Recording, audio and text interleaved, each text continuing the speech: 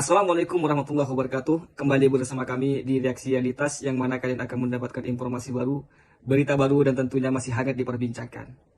Berita kali ini yaitu anggota DPR yang mempunyai latar belakang artis yang namanya udah besar di dunia entertainment. Congrats, congrats, congrats buat kawan-kawan.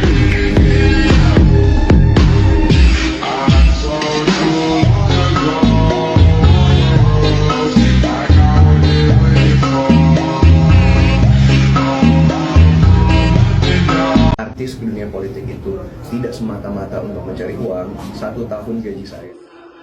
Katanya dia ingin membuktikan bahwasannya ketika artis itu terjun ke dunia politik menjadi anggota DPR, itu bukan semata-mata karena uang. Jadi oleh karena itu dia ingin membuktikan dengan tidak mengambil gaji pokok dia sebagai anggota DPR.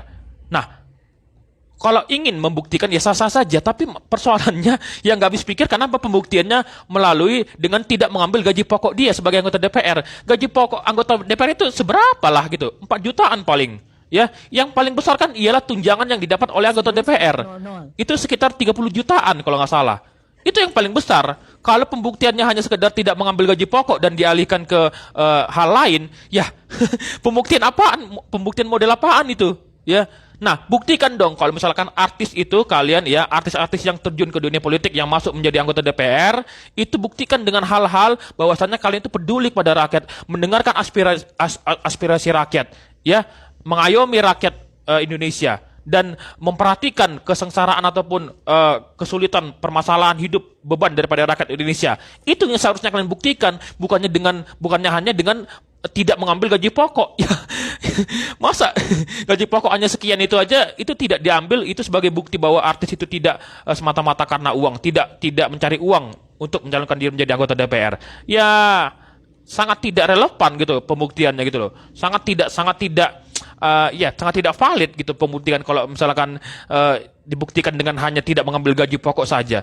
Ya, kalau memang ini membuktikan sekaligus dong semua gaji, tunjangan sekaligus ya apapun yang kalian terima itu berikan kepada rakyat. Nah, itu baru namanya anggota DPR yang top. Kalau hanya tidak mengambil gaji pokok, itu pun dialihkan bukan untuk rakyat tapi juga untuk keperluan Anda sendiri, ya, untuk mendirikan dapil Anda. Ya untuk apa gitu loh? Sama aja omong kosong gitu, omong doang gitu loh. Kan gitu logikanya ya.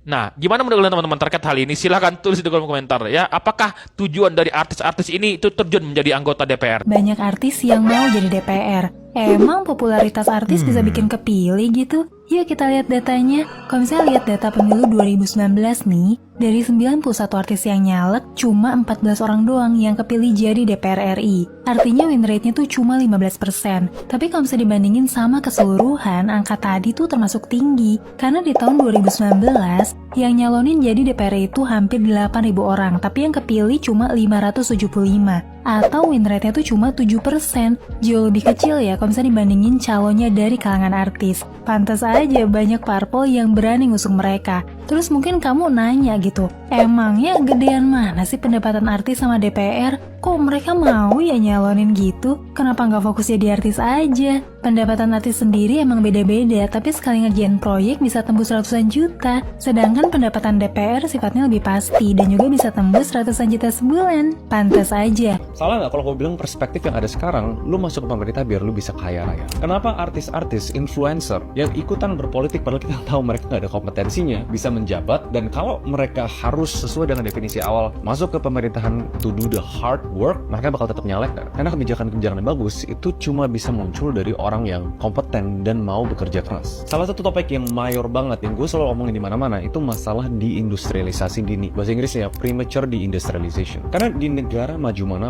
industrialisasi, manufacturing, itu satu industri yang sangat amat penting dan kontribusinya gede untuk majuin ekonomi, buka lapangan pekerjaan, dan naikin skillnya masyarakat. Contoh dari tindakan atau kebijakan yang buruk, itu tergiur dengan kemenangan jangka pendek yang kita alamin yang namanya Dutch disease. Lapangan pekerjaan jadi nggak keserap, teknologi jadi nggak keinvestasi. Di saat Vietnam sekarang bisa produksi 72 komponen dari 360 bagian untuk bangun iPhone, Indonesia cuma bisa bikin 2. Dan ini contoh-contoh yang real, yang menurut gua berdampak ke kenapa warga-warga kita sekarang low skill, pengangguran, setiap perkembangan ekonomi yang ada, lapangan pekerjaan tuh nggak bisa nyerap warga-warga. Ini kemarin ini ada pertanyaan dari wartawan, Mas Indro, Menurut Mas Indro, artis menjadi politikus bagaimana?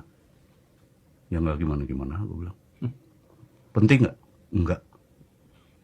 Kok bisa nggak penting? Ya nggak penting.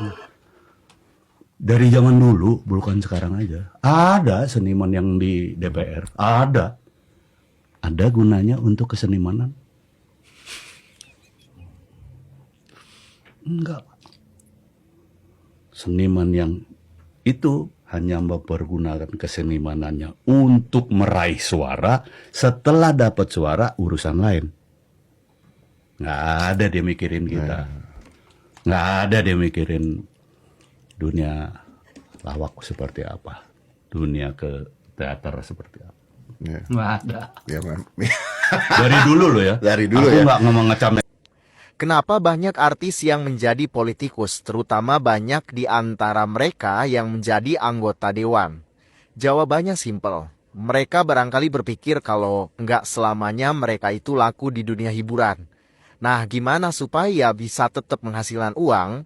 Maka nggak ada jalan yang lebih indah dan lebih mudah selain dengan menjadi anggota dewan. Atau jadi bupati, atau jadi wali kota barangkali. Nah, mereka tetap jadi publik figur, tetap dapat uang, betul nggak sih? Nah, sampai saat ini pun tercatat ada belasan artis yang jadi anggota DPR, mulai dari pelawak, artis sinetron, hingga penyanyi, dan bupati, wali kota juga ada.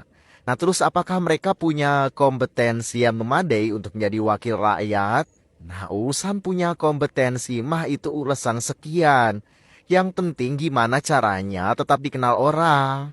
Urusan prestasi itu urusan sekian. Yang penting tetap punya penghasilan. Tahu sendiri kan berapa gaji anggota DPR, berapa gaji bupati atau wali kota? Gede. Terima kasih telah menonton berita dari kami. Untuk selebihnya kami kembalikan kepada kalian masing-masing. Jangan lupa subscribe dan aktifkan lonceng notifikasinya agar kalian tidak ketinggalan informasi baru, berita baru dari kami. Wassalamualaikum warahmatullahi wabarakatuh.